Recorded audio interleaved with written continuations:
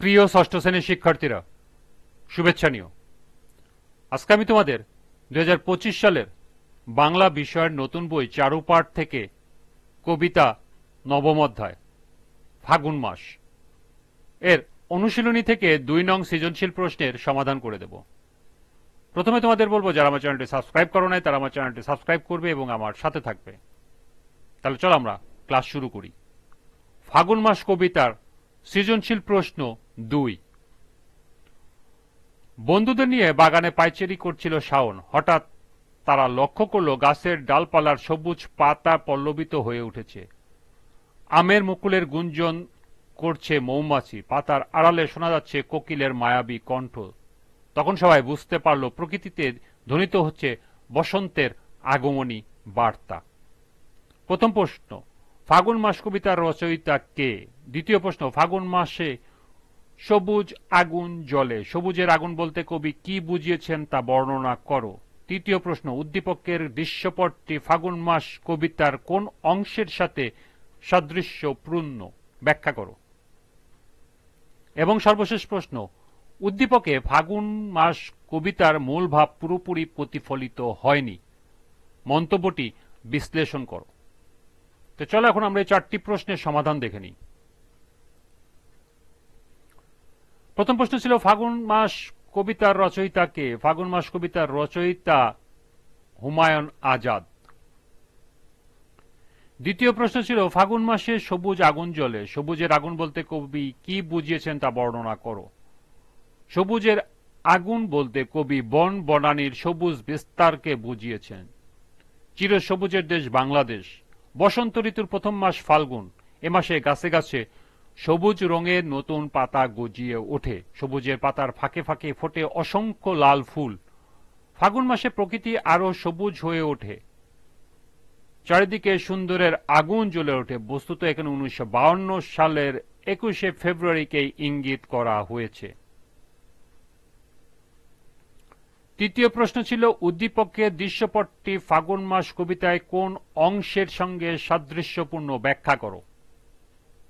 উদ্দীপকের দৃশ্যপটের সাথে ফাগুন মাস কবিতায় বর্ণিত ফাগুনের প্রাকৃতিক সৌন্দর্যের সাদৃশ্য রয়েছে। ফাগুন মাস কবিতায় প্রকৃতির অপরূপ শোভা বর্ণিত হয়েছে। গাছের ডালে সবুজ পাতা ফুটে ওঠে, প্রকৃতিতে ফুটে ওঠে চমৎকার পরিবেশ। এই পরিবেশ সহজে মানুষকে আকৃষ্ট করে। ফাগুন মাস কবিতায় ফাল্গুন মাসের প্রকৃতির অবস্থা বর্ণনা করা হয়েছে। এ মাসে পাথর ঠেলে ঘাস মাথা উঁচু করে দাঁড়ায়, হাড়ের মতো শক্ত ডাল ফেরে পাতা ওঠে, চারিদিকে সবুজ পাতা ও ফুলে ফুলে ভরে ওঠে। উদ্দীপকে দেখানো হয়েছে নবরূপা প্রাকৃতিক দৃশ্য, গাছের ডালপালায় সবুজ পাতা পল্লবিত হয়ে উঠেছে, পাতার আড়ালে শোনা যাচ্ছে কোকিলের মায়াবী কণ্ঠ। তখন সবাই বুঝতে পারল প্রকৃতিতে ধ্বনিত হচ্ছে বসন্তের আগমনী বার্তা।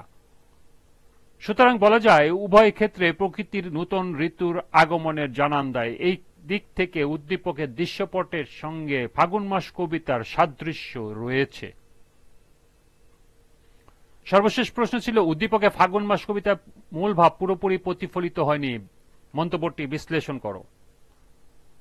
উদ্দীপকে ফাগুন মাস কবিতায় মূল ভাব পুরোপুরি প্রতিফলিত হয়নি, মন্তব্যটি সঠিক।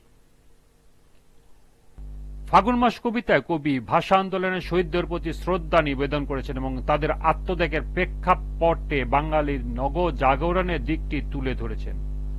কবি ফুটিয়ে তুলেছেন ফাগুন মাস কেবল প্রকৃতির নৈসর্গিক সৌন্দর্য আসে না, একই সঙ্গে ভাষা আন্দোলনের আত্মত্যাগের স্মৃতিও বহন করে আনে।